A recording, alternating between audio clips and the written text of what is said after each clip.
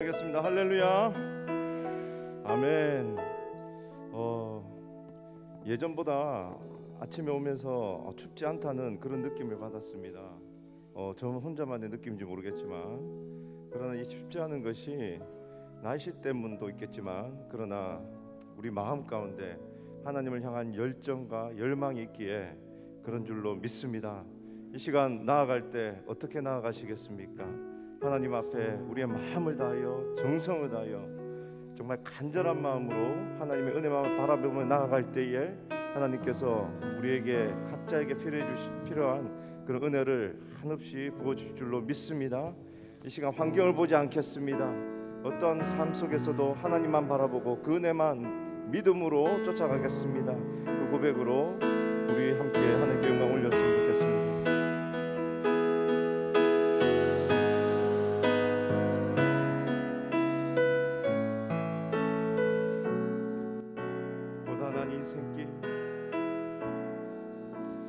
고단한 인생길 힘겨운 오늘도 예수 내 마음 아시네. 지나간 아픔도 마주할 세상도 예수 내 마음 아시네. 하루를 살아도 기쁨으로 가리 예수 늘 함께 하시네. 후회도 염려도 온전히 맡기니 예수 늘 함께 하시네.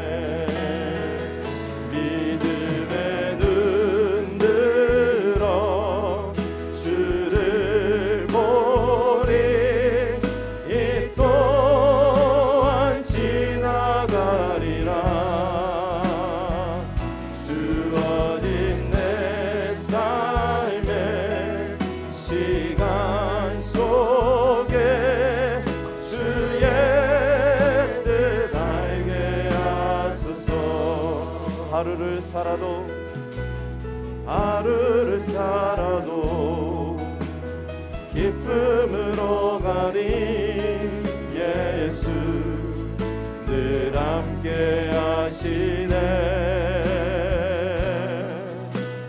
후회도 염려도 온전히 맡기리 예수 늘 함께 하시네.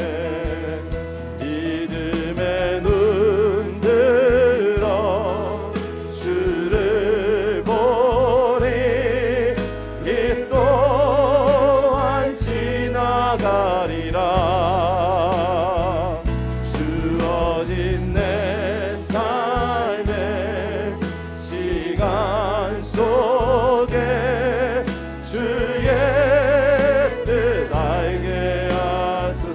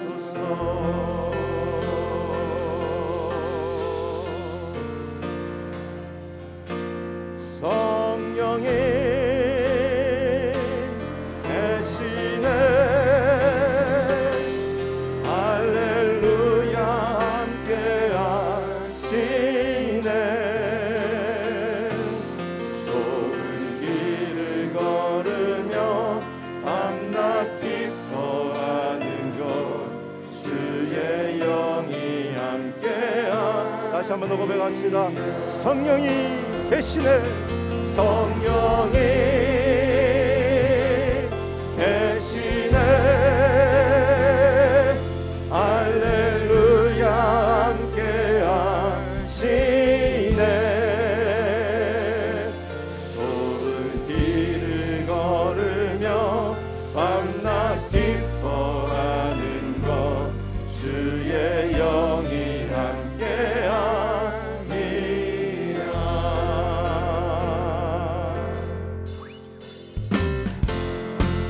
성령이 우리와 함께 하시며 인도하신 줄을 믿습니다. 그 고백으로 하나님께 영광 올려드립시다. 내가 매일 기쁘게 순례의 길 행함은 주의 팔이 나를 안보함이요. 내가 주의 큰 복을 받는 참된 비결은 주의 영이 함께함이라. 전의 죄에 빠져서 평안함이 없을 때 예수 십자가의 공로 힘입어 그 발 아래 엎드려 참된 평화 얻으는 주의 영이 함께함이라. 성령이 계시네. 할렐루야 함께 하시네. 좁은 길을 걸으며 밤낮 기뻐하는 것 주의 영이 함께함이. 나와 동행하시고 모든 염려하시니 나는 숲의 새와 같이 기쁘다. 내가 기쁜 마음으로 주의 뜻을 행하는 주의 영이 함께함이라. 성령이 계시네. 할렐루야 함께 하시네. 좁은 길을 걸으며 밤낮 기뻐하는 것 주의 영이 함께함이라. 세상 모든 욕망과 나의 모든 정욕은 십자가에 이미 못을 박았네. 어두운 밤이 지나고 무거운 짐 벗으니 주의 영이 함께함이라. 성령이 계시네. 할렐루야 함께 하시네. 좁은 길을 걸으며 밤낮 기뻐하는 것 주의 영이 함께함이라. 세상 모든 욕망과 나의 모든 정욕은 십자가에 이미 못을 박았네. 할렐루야. 어두운 밤이 지나고 무거운 짐 벗으니 주의 영이 함께함이. 선포합시다. 성령이 계시네. 할렐루야 함께 하시. 성령이 계시네. 할렐루야 함께. 더 큰 목소리로 성령이 계시네. 할렐루야 함께 하시네. 좁은 길 걸으며 밤낮 기뻐하는 것 주의 영이 함께. 다시 한 번 더.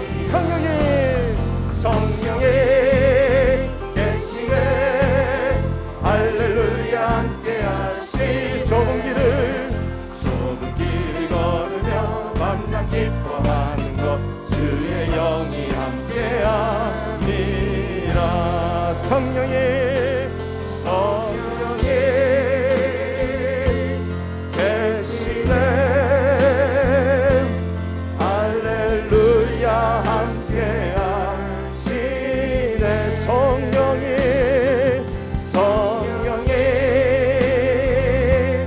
계시네. 할렐루야 함께 하시네. 좁은 길을 걸으며 밤낮 기뻐하는 것 주의 영이 함께함이라.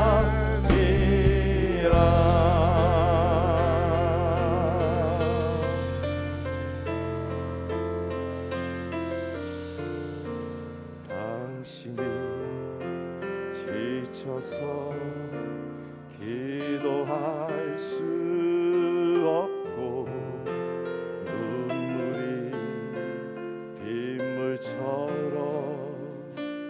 흘러내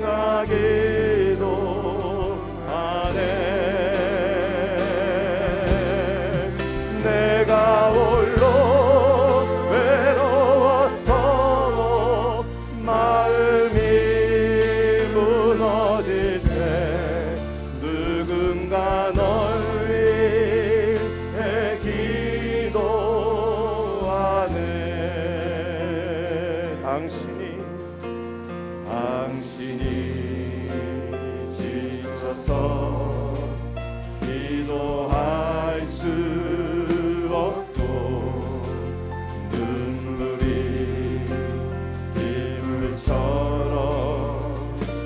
흘러내릴 때 주님은 아시네. 당신의 약함을 사랑으로 돌봐주시네.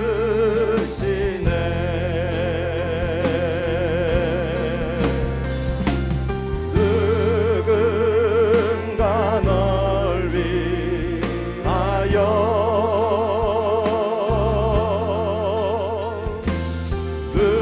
누군가 기도하네.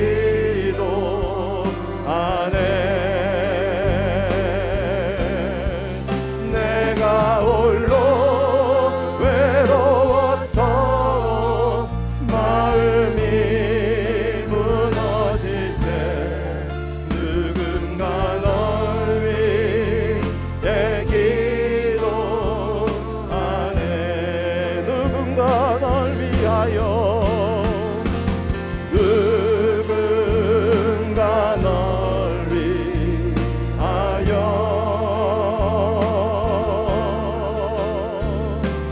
누군가 기도하네.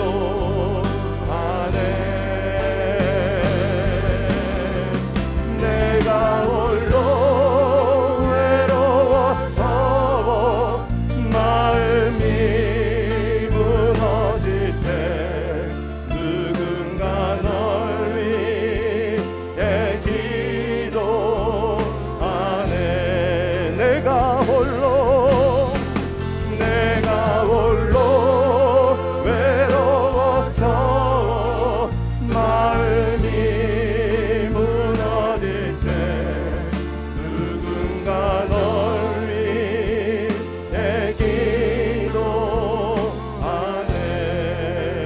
기도하네. 성령님께서 함께 하십니다. 우리가 무엇을 구하여야 될지 알지 못하는 그때에도 성령께서는 말할 수 없는 탄식으로 우리를 위하여 기도하며 우리와 함께 하신 줄로 믿습니다. 이 시간 성령 하나님 우리의 마음을 붙들어 주시고 성령 하나님 우리의 기도해야 될 바를 말씀해 주실 때에 주님 그것을 붙들고 나가게 하여 주시옵소서.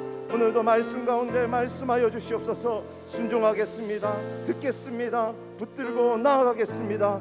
그렇게 우리 한번 주여 한번 외치시고 간절한 마음으로 기도하며 나아가겠습니다. 주여 말씀하여 주시옵소서. 성령 하나님 우리 한 사람 한 사람 마음을 주님 붙들어 주시고 주님 우리의 마음과 정성을 다하여 하나님만을 바라며 나아갈 때에 성령 하나님 이 시간 자정하시고 다스리시며 우리의 모든 마음 한 사람 한 사람 그 마음에 있는 그 모든 것 쏟아내게 하여 주시고 주님 우리가 주님 또 하나님 아버지 앞에 기도하며 나아가야 할 주님 그것을 주님 알게 하시고 깨닫게 하시며 주님 그 말씀에 순종하며 하나님 나아갈 수 있도록 인도하여 주시옵소서. 주님 말씀하여 주시옵소서. 오늘 말씀하여 주실 때에 주님 듣겠습니다. 붙들겠습니다. 순종하며 나아가겠습니다. 주의 말씀의 빛을 비추어 주실 때에 하나님 한 걸음 한 걸음 그 말씀의 빛 따라 걸어가기를 원하오니 주여 함께하여 주시고 성령 하나님 인도하여 주시옵소서. 주님만 바랍니다. 주님 인도하여 주시옵소서.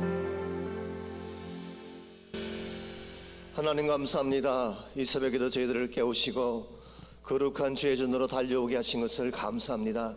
하나님 이곳에 오셔서 저희들을 만나시려고 하나님 저희들을 기다리고 계신 줄 믿습니다. 오늘 시간 주 앞에 나온 성도들이 전심을 다해 부르짖으며 기도할 때에 주님 반드시 응답하여 주시고 하나님의 크신 능력과 권세 보여주셔서 우리 모두의 삶이 아름답게 변화받고 새 힘을 얻고 새 소망 바라볼 수 있는 귀한 아침이 되게 하여 주시옵소서. 이 새벽에도 소중한 예물을 주님께 올려드립니다. 마음의 정성을 담아서 또 기도의 제목을 담아서 올리니 헌물을 하나님 꼭 받아주시고 각 가정에 그 기도 제목들이 반드시 응답되어지고 하나님의 크신 능력으로 체험받는 시간이 있도록 축복하여 주시옵소서. 예수님의 이름으로 기도하옵나이다. 아멘. 할렐루야. 예, 오늘 또 귀한 기도 자리에 나오신 여러분들을 진심으로 환영합니다. 오늘이 3일째 되는 날이죠. 대단히 중요한 시점입니다. 작심 3일로 끝나느냐 아니면은 3주간 개건하느냐가 오늘에 달려 있습니다. 오늘을 잘 넘기시면 앞으로 갈 수 있습니다. 그래서 여러분께서 오늘 나오셨기 때문에 이제는 포기하지 마시고 끝까지 잘 감당하셔서 3주간 완주하시기를 바랍니다. 계속해서 여러분 좀 양무리들 격려도 해주시고 전화도 해주시고 아침에 나올 때 라이드가 필요한 분 계시면 좀 라이드도 같이 주셔서 함께 오시면 좋겠습니다. 중보기도가 필요하신 분들 신청서 우리 내주시면은 기도를 해드리겠습니다. 그리고 설교 예약에 대한 광고가 나와 있습니다. 혹시 결석하신 분들이나 참석 못하시는 분들에게 이 순서지를 보내주신다면 아마 그분들이 도움이 되시리라고 생각을 합니다. 또한 저희들이 새벽에 드린 예배가 유튜브에 예배가 끝나면 곧바로 이렇게 업로드가 됩니다. 그래서 여러분들도 보실 수가 있고 주변에 알려주시면은 또 함께 보실 수가 있겠습니다. 우리 한남 체인 주차 아침 7시까지 기억하시고 그 전에 여러분 다 주차를 이렇게 지급해 주시길 바랍니다. 우리 나머지 광고들 잘 보셔서 함께 도와주시면 좋겠습니다. 오늘 아침에는 우리 사도행전 9장 32절에서 43절까지 있는 말씀을 우리 함께 보겠습니다.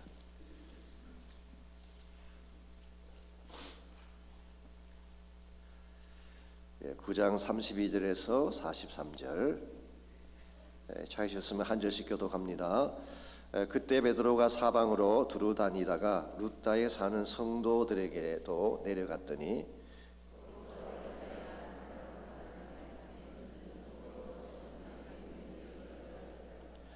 베드로가 이르되 에니야야 예수 그리스도께서 너를 낫게 하시니 일어나 내 자리를 정돈하라 한데 곧 일어나니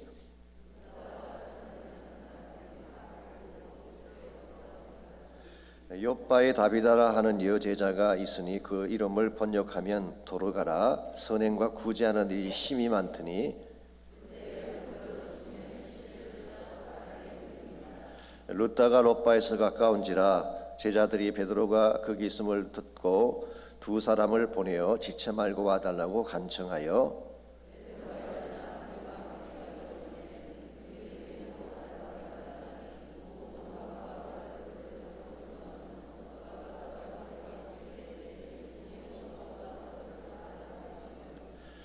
베드로가 사람을 다 내보내고 무릎을 꿇고 기도하고 돌이켜 시체를 향하여 이르되 다비다야 일어나라 하니 그가 눈을 떠 베드로를 보고 일어나 앉는지라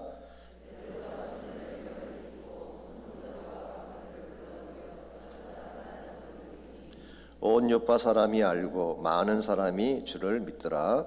베드로가 요파에 여러 날 있어 시몬이라 하는 무두장이의 집에서 머무니라. 아멘. 오래전 미 중부에 있는 한 마을에서 사악한 두 형제가 살고 있었다고 합니다.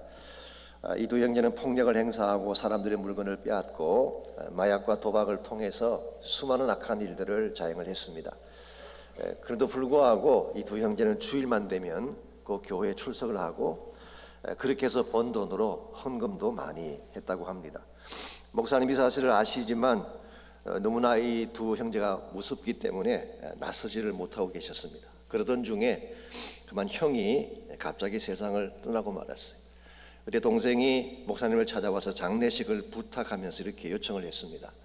목사님, 하간 예배를 드릴 때에 모이는 모든 사람들 앞에서 우리 형이 성자였다고, 세인트였다고 말을 해 주십시오. 근데 그 말하는 투가 심상치가 않습니다. 그렇게 하지 않으면 큰 일이 날 것 같은 그런 투로 이야기를 했어요. 어떻게 그 못된 형을 성자라고 부를 수가 있겠습니까? 참 곤란했지만 하지 않을 수도 없고, 그래서 목사님께서 기도하는 중에 한 가지 나름대로 지혜를 생각해냈습니다. 하관 예배를 드릴 때에 모이는 조객들 앞에 이렇게 말씀을 하셨어요. 여러분, 여기에 누워있는 고인은 살아있는 동안에 참으로 악한 일을 많이 했습니다. 가난한 사람들을 착취하고 마약과 도박으로 타운을 병들게 했습니다. 여기까지 말을 하자 동생의 얼굴이 울그락불그락해지고 사람들이 웅성대기 시작을 합니다. 그때 목사님이 이렇게 말씀을 하셨어요. 그러나 이 동생에 비하면 형은 성자였습니다. 세인트였다고. 여러분, 사람은 누구나 본인이 행한 일에 상관없이 칭찬받기를 원하고 좋은 평가받기를 원하죠. 근데 정말 좋은 평가를 받으려면 본인의 삶 자체가 그것을 백합해 주어야 되는 것입니다. 우리는 흔히 우리의 신분이나 우리의 이름에 상관없이 항상 사람들에게 칭찬만 받으려고 하는데, 우리 이름에 걸맞는 삶을 살아드릴 때에 칭찬도 주어지게 되고 열매도 아름다워지게 되는 것입니다. 하나님이 여러분과 저를 예수 그리스도의 사람으로 불러주셨어요. 그러므로 크리스찬답게 살고 예수님을 따르는 제자답게 살아갈 때에 세상이 우리를 인정해주고 우리를 통하여 영향을 받게 될 것입니다. 그런데 오늘날 크리스찬이라는 이름을 가진 여러분과 제가 세상과 똑같다면 어떻게 그들을 변화시킬 수 있겠어요? 더구나 우리의 삶이 그들보다 더 못하다면 어떻게 그들을 하나님께로 인도할 수가 있겠습니까? 이런 면에서 우리가 참 그리스도인답게 산다는 말의 의미는 우리 삶을 통하여 무엇인가 다른 것을 보여주어야 한다는 뜻입니다. 여러분과 저는 우리의 삶을 통하여 우리의 은행 심사를 통하여서 세상에 어떤 영향을 끼치며 살아가고 있는지, 이 세상에 선한 영향, 아름다운 영향을 끼쳐야지 세상 사람들이 우리를 통해서 하나님을 만나게 되고 그리스도 앞으로 돌아오게 될 것입니다. 이런 면에서 우리가 똑같이 세상 가운데 살아가지만 세상과 다르게 삶으로서 하나님 영광을 선포하려면 무엇이 필요할지 오늘 본문을 중심으로 함께 나누어보려고 합니다. 오늘 같이 읽은 본문에 보시면은 다시 베드로의 행적이 등장을 하고 있습니다. 어제까지 사울에 대해서 말씀을 드렸는데요, 베드로의 행적은 사도행전 8장까지만 나오다가 중단했다가 오늘 본문에서 다시 등장을 해서 12장까지 계속이 됩니다. 32절을 보시면, 그때 베드로가 사방으로 두루다니다가 룻다에 사는 성도들에게 내려갔더니 그랬습니다. 룻다라는 지역은 예루살렘에서 서쪽으로 50km 정도 떨어진 곳에 있습니다. 거기서 조금 더 내려가게 되면 요빠라고 하는 항구 도시가 나옵니다. 그런데 이 두 지역에 사는 크리스찬들을 묘사하는 단어가 좀 특이합니다. 요즘은 이것이 보편화되어져서 당연하게 느껴지지만 우리 교회 초창기에는 잘 사용하지 않던 단어인데 오늘 본문에서 이 단어를 사용을 하고 있습니다. 그것이 바로 성도라고 하는 단어, 세인트라고 하는 단어를 씁니다. 오늘 본문에 두 차례 나오는데요, 32절에 한번 나오고 41절에 한번 나오고 있습니다. 이 성도라는 말의 의미가 무엇일까요?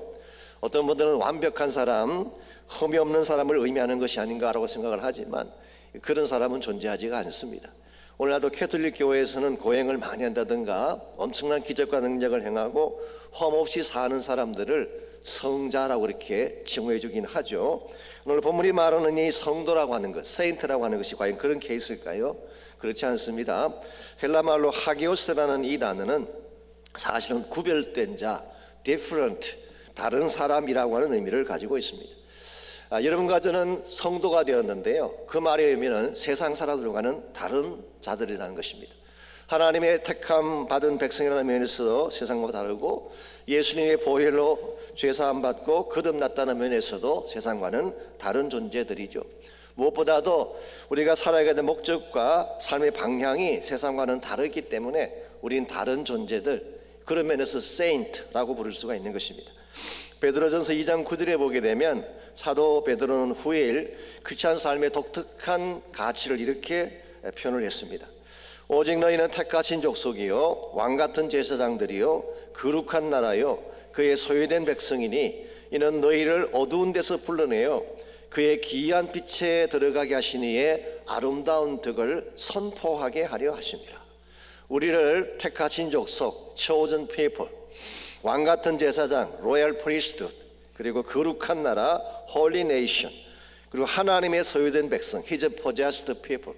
이 굉장한 특권이죠. 굉장한 이와 같은 지위를 우리에게 부여해 주셨습니다. 그런데 이와 같은 것을 주신 목적이 뭐냐고 하면 우리를 기이한 빛, 신비한 생명의 빛에 들어가게 하신 하나님의 아름다움을 선포하게 하기 위함이다. 이것이 여러분과 제가 살아야 될 이유이고 목적일 수가 있다는 것입니다. 우리의 삶이 하나님의 아름다운 덕을 선포해야지 하나님께도 영광이 되어지고 세상을 변화시킬 수가 있는 것입니다.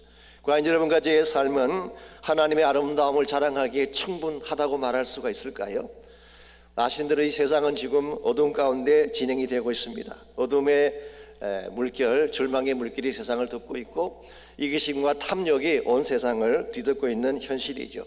이와 같은 죄악의 물결, 탐욕의 물결을 뒤집고 이 땅 가운데 축복의 물결이 흐르게 하려면은 여러분과 저의 삶이 무엇인가 달라야 하는 것입니다.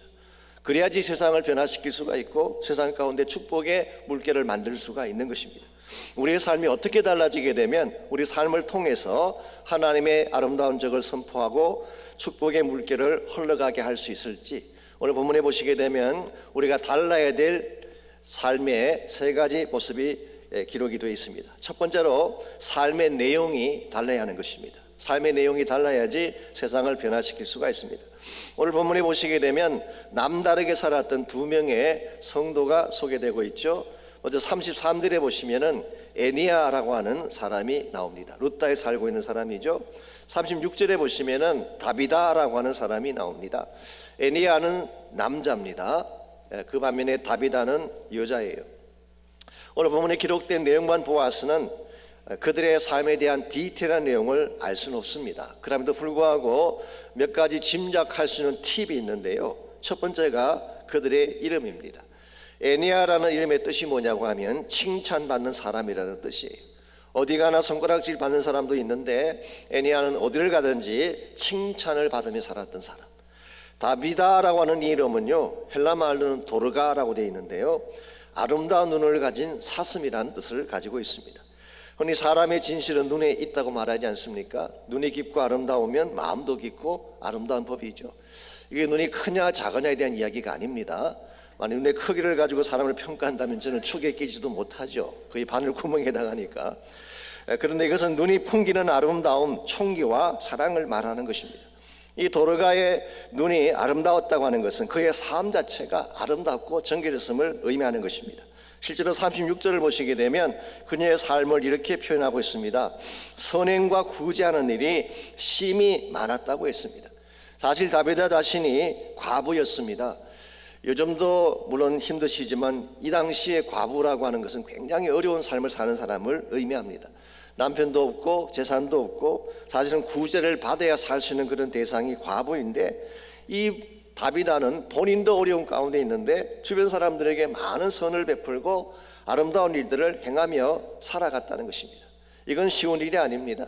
돈 많은 사람이 구제비로 금일봉 내놓는 것하고는 다른 것입니다.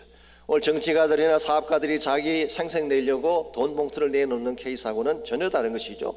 사실은 자신도 가난하고 자신도 케어를 받아야 될 과부인데 더 가난한 과부들을 모아서 먹이고 돌보고 섬겼다고 하는 것, 이게 정말 아름답고 귀하다는 것입니다.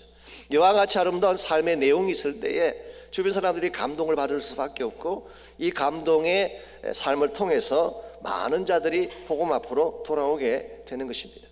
제가 오래전에 한국을 나갔다 들어오는 길에 책을 한 권 사서 보았는데요, 세상에서 가장 아름다운 이야기라고 하는 책이 있었습니다. 그게 보니까 한국 서울에서 국밥 장사를 하는 한 성도님에 대한 스토리가 나와 있었는데요, 사실은 국밥 장사를 시작을 했는데 그렇게 장사가 잘 된 것 같지는 않습니다. 근데 한 번은 그 식당에 할머니가 어린 손자와 함께 들어왔어요. 그리고는 국밥을 한 그릇만 시키는 것입니다. 손자에게만 국밥을 먹게 했어요. 그리고 본인은 배가 부르다고 깍두기만 먹겠다 그러고 깍두기만 하나 입에 들고 잡수셨습니다.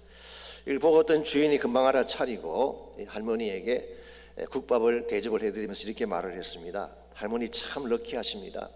저희 집에는 이 100번째로 들어오는 손님에게는 무료로 국밥을 대접하는 그런 정책이 있습니다. 그래서 오늘 마침 할머니에게 100번째 들어오셨기 때문에 이 국밥을 드리는 거라고. 그랬더니 그 배부르다는 그 할머니가 단숨에 국밥을 다 잡수시는 그런 걸 보았어요.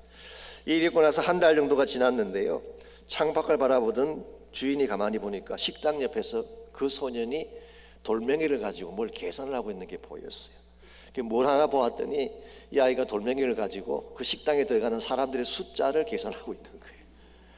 그래서 물었더니 이렇게 대답을 합니다.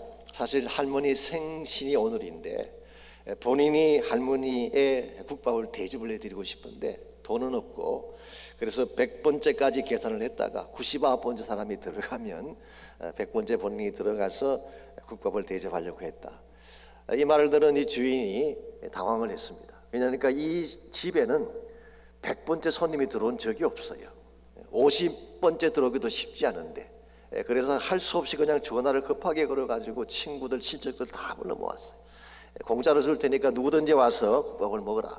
그 사람들이 와서 99번째 사람이 들어오고 100번째 사람이 들어오려고 할 때에 아이가 할머니를 모시고 들어가면서 오늘 자기가 국밥 사겠다고 할머니 생신 선물이라고 그렇게 할머니를 대접하는 아름다운 모습이 있었어요. 근데 신기한 일이 뭔지 아십니까? 일 있고 나서 진짜로 그 국밥집에 100번째 손님이 들어오기 시작을 하고 조금 더 시간이 지나갔더니 200번째 손님까지 들어오게 되는, 여러분이 하나님 앞에서 아름다운 일을 하면요 하나님이 기억하십니다. 반드시 그것을 축복해 주시는 것입니다. 하나님도 기억하시고 사실 사람들도 그 사실을 다 알기 때문에 더 아름다운 복의 열매를 맺게 되는 것입니다. 이런 면에서 우리가 참 그리스도답게 살기를 원한다면 돈 따라 살아서는 안 돼요. 사랑 따라 사시기를 바랍니다.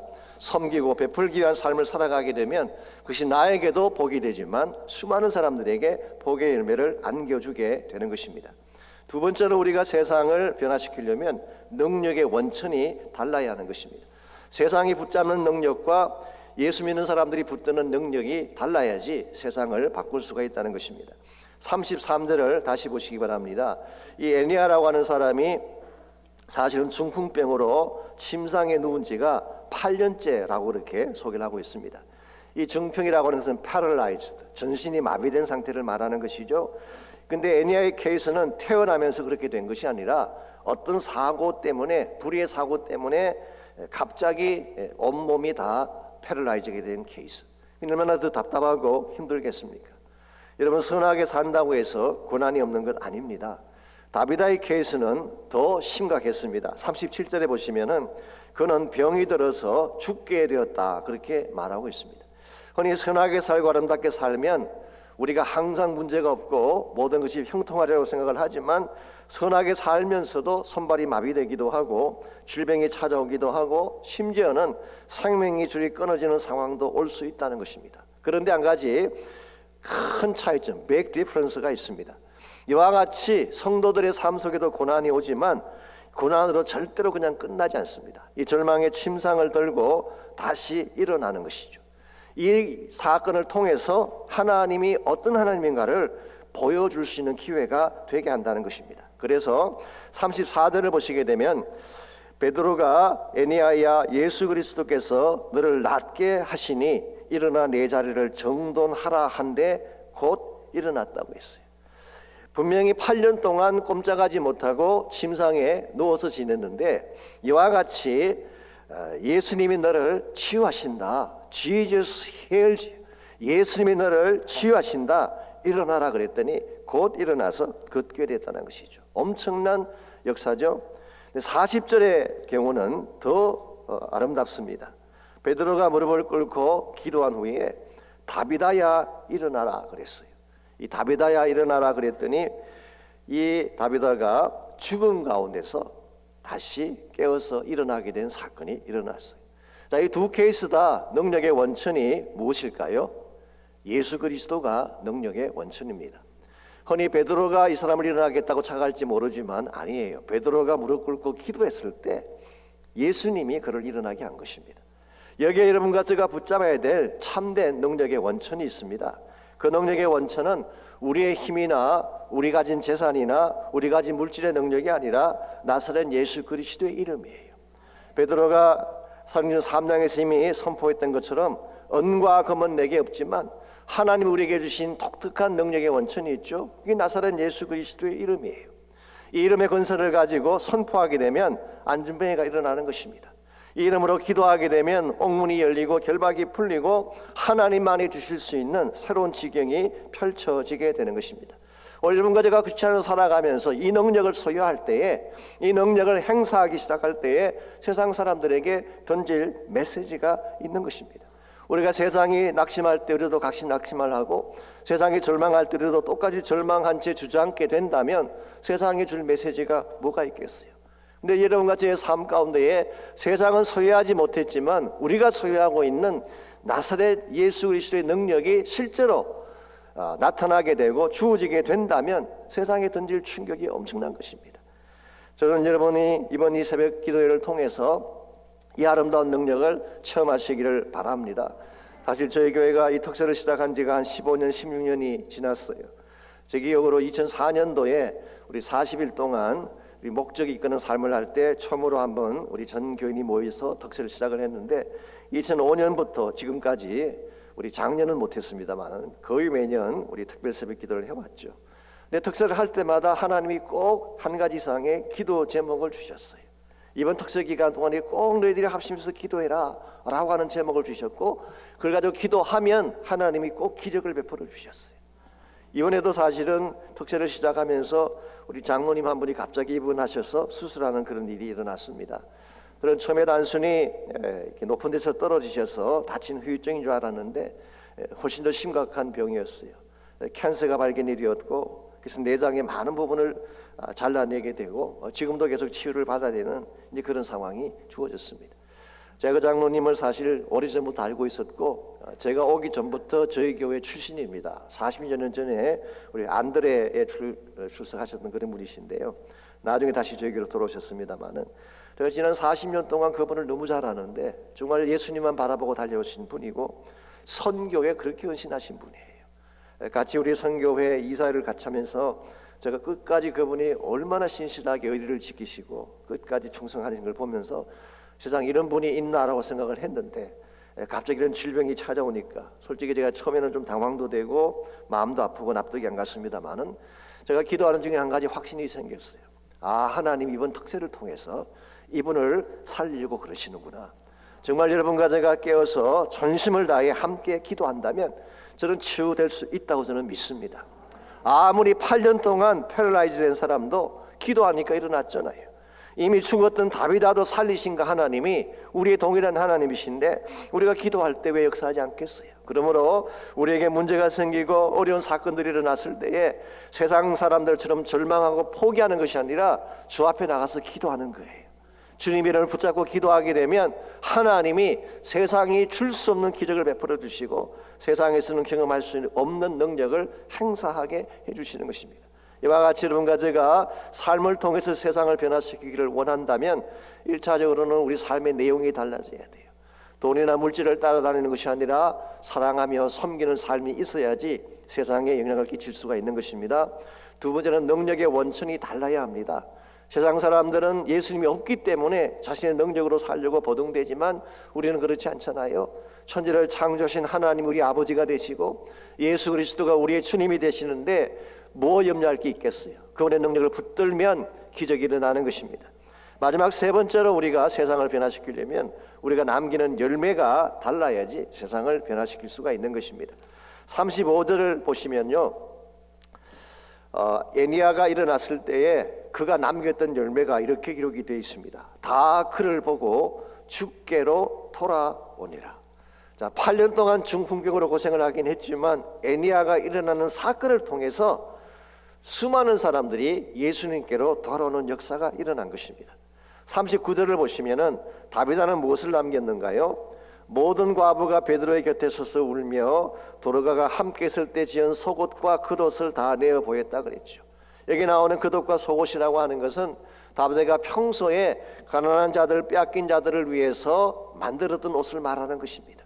본인이 입으려고 만든 옷이 아니라 섬기기 위한 옷들이었죠. 그러므로 이것은 다윗가 남긴 사랑의 흔적, 섬김의 흔적이다, 그렇게 말할 수가 있죠. 여기서 멈추지 않고 42절을 보시면은 이 다윗가 살아난 사건을 보고 욥바에 있는 수많은 사람들이 주님을 믿게 되었다, 그렇게 오늘 성경은 기록하고 있습니다. 이 두 사람이 살아갔는데 살아간 후에 남긴 영향이 있었다는 거예요. 열매가 있었다는 것입니다. 이 사람들 때문에 복음의 향기가 나타나기 시작하고 수많은 사람들이 주 앞으로 돌아오는 복음의 통로가 열리게 된 것입니다. 오늘 여러분과 저의 삶도 마찬가지가 되어야 할 줄 믿습니다. 우리가 살아가는 동안에 남기는 열매도 중요하지만 떠난 후에 남기는 열매도 굉장히 중요합니다. 어떤 분들은 그렇게 생각을 하세요. 떠나면 그만이지 언제 볼 거냐 생각할지 모르지만요, 인생이 그렇지 않습니다. 다시 만나요. 어디선가 또 만나게 돼 있어요. 더구나 우리가 천국 가게 되면 다 만나지 않겠습니까? 그러므로 내가 앉았던 자리에 향기를 남기고 떠나가야지 독초나 선뿌리를 남기고 떠나가면 안 되는 것입니다. 사도 바울은 갈라디아서 6장 17절에서 나는 내 몸에 예수의 흔적을 가졌노라 그렇게 고백을 했습니다. 여기서 말하는 흔적, I have a mark of Jesus. 이 마크라는 이 단어가 헬라말로 시그마라고 하는 유명한 단어이죠. 이건 사실은 그냥 흔적이 아니라 소나 짐승에게 이것이 내 소유라고 할 때 이렇게 불러 지져서 흔적을 내게 되죠. 그 흔적을 말하는 것입니다. 상처의 자국을 말하는 거예요.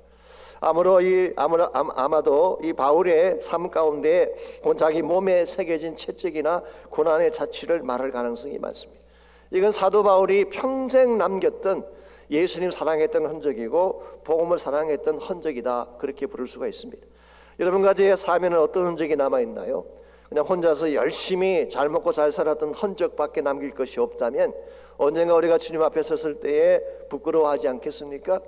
예수님께서 나는 너를 위해서 이 십자가의 자취를 남겼다고 손을 내미시고 상처난 옆구리를 보여주실 때에 우리가 주님 위해서 드렸던 흔적이 전혀 없다면 얼마나 마음이 안타깝고 부끄럽겠습니까? 그러므로 우리가 사는 동안에 부족하고 연약하긴 하지만 하나님께 올려드릴 열매가 있어야 돼요. 이 사람들에게 남겨줄 수 있는 축복의 열매가 있어야지 우리의 삶도 아름답게 되고 세상에도 좋은 영향을 끼치게 되는 것입니다. 여러분과 저는 한 번 사는 인생을 살고 있습니다. 우리에게 주어진 인생의 기회는 한 번밖에 없죠. 그러므로 한 번 사는 인생이기 때문에 잘 살아야 돼요. 향기롭게 살고 아름답게 살아야 돼요. 낮에는 해처럼 밤에는 달처럼 어두운 곳을 비치면서 아름답게 살아가야지. 세상 사람과 똑같이 어두운 가운데 거하면서 힘들게 살아가게 되면 우리 세상을 변화시킬 수가 없는 것입니다. 이런 면에서 우리 모두의 심령 가운데는 주님이 와 계시고 우리 모두에게는 성령께서 주시는 은혜와 능력이 있지 않습니까? 무엇보다 우리 마음속에는 예수 그리스도를 통해 받게 된 복음이 있습니다. 이 복음의 파워를 가진 여러분과 저인데 어떻게 세상과 똑같이 살았어야 되겠어요? 세상을 변화시키려면 세상이 가지지 못한 삶의 모습을 보여줘야 되고 세상이 가지지 못한 능력을 보여줘야 되고 세상 사람들이 남기지 못하는 아름다운 열매를 남겨주어야지 우리가 살고 난 후에 하나님께 영광이 되고 우리 삶도 가치를 되찾게 되는 것입니다. 이런 면에서 오늘 아침에 여러분과 제가 정말 내가 이 땅을 살아가는 동안에 남길 수 있는 열매가 무엇인가, 나의 삶은 과연 세상 사람들에게 어떤 영향을 끼치고 있는가, 이걸 잘 기억을 하시면서 정말 나의 삶이 하나님께도 아름답고 세상 사람들에게도 아름다운 향기를 풍겨서 복음의 문을 열게 하고 축복의 문을 열게 하고 새로운 하나님의 은혜의 물결을 일어나게 하는 그런 삶을 살 수 있도록 여러분이 결단하고 헌신하시면 좋겠습니다. 이 시간 우리가 기도하기 전에 찬양을 먼저 부르고 기도했으면 좋겠는데요. 혹시 여러분 아실지 모르지만 원박이라는 찬양 아십니까? 원박이. 오늘 부를 찬양의 제목이 원박입니다. 원하고 바라고 기도합니다. 민호기 목사님이 작사 작곡하신 찬양인데요. 아마 아실 것입니다. 이분이 결혼한 지 얼마 안 됐을 때에 찬양 사역자로 헌신하기를 얼마 안 됐을 때에 사모님이 아기를 가졌는데 사실은 하혈을 하게 되면서 아기를 잃어버리게 됐습니다. 그때 병원에 갔더니 병원에서 그 유산을 막는 주사가 있는데 그걸 10대를 맞으라 그렇게 이야기했는데 그 당시 한 대 맞는데 5만 원씩 돈을 내야 되는데 가난한 사역자가 돈이 없어서 아마 그걸 다 못 맞은 것 같습니다. 결국 아기가 세상을 떠나게 되고 사모님이 굉장히 아파하시게 되고 그때 목사님도 굉장히 많은 상처를 받게 됐죠. 근데 그때 이분이 예수님의 십자가 사랑을 다시 깨닫게 되고 또 천국의 소망, 하늘의 소망을 다시 깨닫게 되면서 수많은 찬양을 그분이 만들기 시작을 했고 원박이라는 이 찬양, 원하고 바라고 기도합니다. 이것은 사실은 그 후에 하나님이 두 아들을 주셨는데 그 두 아들을 위해 만든 곡이라고 합니다. 이렇게 너희들이 자랐으면 좋겠어. 이와 같은 인생이 됐으면 좋겠어. 그래서 이 세상을 살아가는 동안에 나의 힘을 의지할 수 없으니 기도하고 낙심하지 말 것은 주께서 참 소망이 되십니다. 우리가 세상과 달라야 될 첫 번째가 우리의 소망이 달라야 됩니다. 세상은 이 땅을 바라보며 살지 우리는 주님 바라보며 살아야 되죠. 두 번째로 주의 길을 걸어가는 동안에 세상의 것 의지할 수 없으니 감사하고 낙심하지 말 것은 주께서 참 기쁨이 되시기 때문이라. 소망도 달라야 되지만 기쁨의 이유도 달라야 돼요.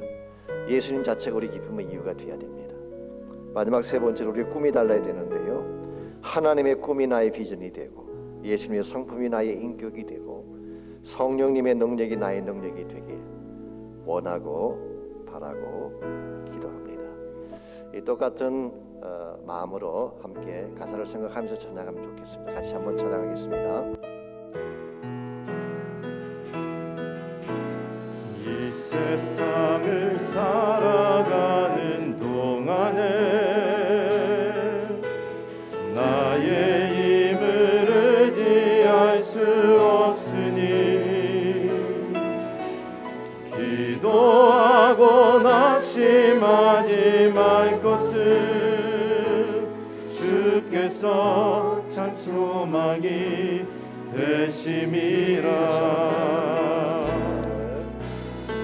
이 세상을 살아가는 동안에 나의 힘을 의지할 수 없으니 기도하고 낙심하지 말 것을 주께서 참 소망이 되심이라. 하나님의 꿈이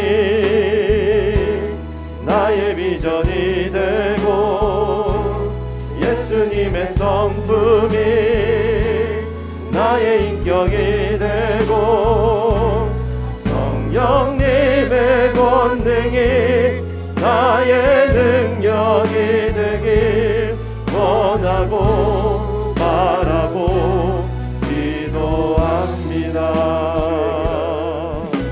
주의 길을 걸어가는 동안에 세상의 것 의지할 수 없으니 감사하고 낙심하지 말 것을 주께서 참 기쁨이 되심이라. 하나님의 꿈이 나의 비전이 되고 예수님의 성품이 나의 인격이 되고 성령님의 권능이 나의 능력이 되길 원하고 바라고 기도합니다.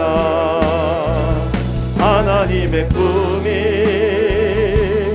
나의 비전이 되고 예수님의 성품이 나의 인격이 되고 성령님의 권능이 나의 능력이 되길 원하고 바라고 기도합니다.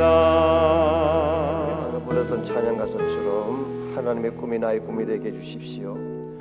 예수님의 성품이 나의 성품이 되게 해주시고 성령님의 권능이 나의 능력이 되어서 내 삶을 통하여 세상을 변화시키며 막혀있는 축복의 강수를 다시 흘러가게 하는 아름다운 삶을 살 수 있도록 능력을 달라고 기도하시기를 바랍니다. 또한 우리 안에 이미 와 계신 성령님의 권세가 나를 통해 나타나는 삶을 살아서 수많은 사람들에게 예수님을 자랑하고 하나님의 아름다운 덕을 선전하고 그 결과적으로 하나님 나라의 비전을 성취하며 살아가는 우리가 될 수 있도록 이름에 결단하고 헌신하며 기도하면 좋겠습니다. 같이 기도합니다.